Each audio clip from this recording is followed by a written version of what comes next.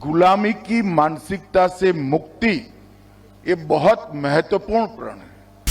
कोई भी भाषा का विरोध नहीं है, किसी भी विदेशी भाषा का विरोध नहीं करना चाहिए, परंतु आग्रह हमारी भाषा को महिमा मंडित करने का होना चाहिए, आग्रह हमारी भाषा को बोलने का होना चाहिए। भाषा सिर्फ संवाद का माध्यम नहीं होती, एक राष्ट्र की आत्मा होती है। पहले तो मैं राजभाषा हिंदी और भारतीय भाषाओं के जितने भी प्रेमी हैं वो सभी को देश भर में जहां पर भी बैठे हैं वो सभी को बहुत बहुत बधाई देना चाहता हूं, क्योंकि आज दिन है राजभाषा विभाग की स्वर्ण जयंती समारोह। 50 साल पहले 1975 से लेकर 2025 तक की ये यात्रा, जब भारत की आजादी की शताब्दी होगी, तब मुझे विश्वास है कि भारत के स्वाभिमान के पुनर्जागरण के जितने भी प्रयास हुए हैं वो सभी प्रयासों के इतिहास में राजभाषा का नाम स्वर्णिम अक्षरों से अंकित कर दिया जाए। एक समय था जब राजभाषा विभाग की स्थापना हुई, उद्देश्य यह था कि हमारा प्रशासन हमारे देश के नागरिकों की भाषा में चले। देश का एक आम किसान, एक मजदूर, एक छोटा सा बच्चा और बड़े से बड़ा व्यक्ति समझ पाए, ऐसी भाषाओं में हमारा प्रशासन चलना चाहिए।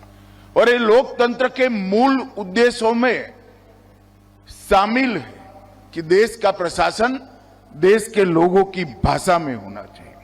और एक प्रकार से भारत के आत्मसम्मान को जागरूक करने के लिए भी भारतीय भाषाओं का उपयोग प्रशासन में हो, ये बहुत जरूरी था, क्योंकि कोई भी देश अपनी भाषा छोड़कर अपनी संस्कृति, साहित्य, इतिहास और जीवन के संस्कार, समाज जीवन के संस्कार, उसको चिरंजीव नहीं रख सकता।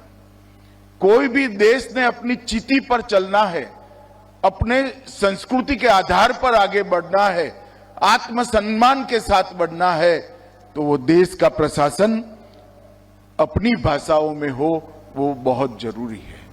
इस महान उद्देश्य के साथ राजभाषा की शुरुआत हुई और 50 वर्ष की ये यात्रा आज ऐसे मकाम पर आकर खड़ी है कि यहां हमने इसको आगे ले जाने का हमारा प्रयास और आगे ले जाने का हमारा पूरा रास्ता तय करने की जरूरत है। संघर्ष, साधना और संकल्प, ये तीनों के आधार पर ये 50 साल की यात्रा को हमने आज समाप्त किया है। और ये पंच प्रण की बात प्रधानमंत्री जी ने जब आजादी के 75 साल हुए तब कही, उसमें गुलामी की मानसिकता से मुक्ति ये बहुत महत्वपूर्ण प्रण है।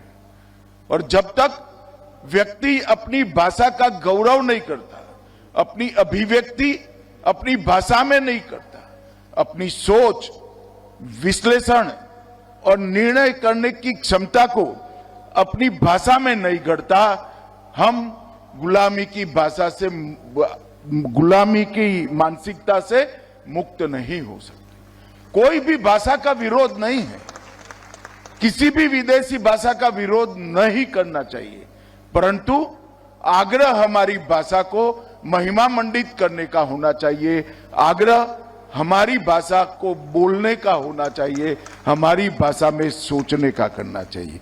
और पूर्णतः विकसित राष्ट्र की संकल्पना तभी हो सकती है जब विरासत को परिभाषित करने का भाषा एकमात्र माध्यम है, इसका महिमा मंडन हो। जहां तक देश का सवाल है। भाषा सिर्फ संवाद का माध्यम नहीं होती, एक राष्ट्र की आत्मा होती है। हमारी जड़ें, हमारी परंपराएं, हमारा इतिहास, हमारी पहचान और हमारी जीवन संस्कृति, ये सभी भाषा से कटकर आगे नहीं बढ़ा सकते।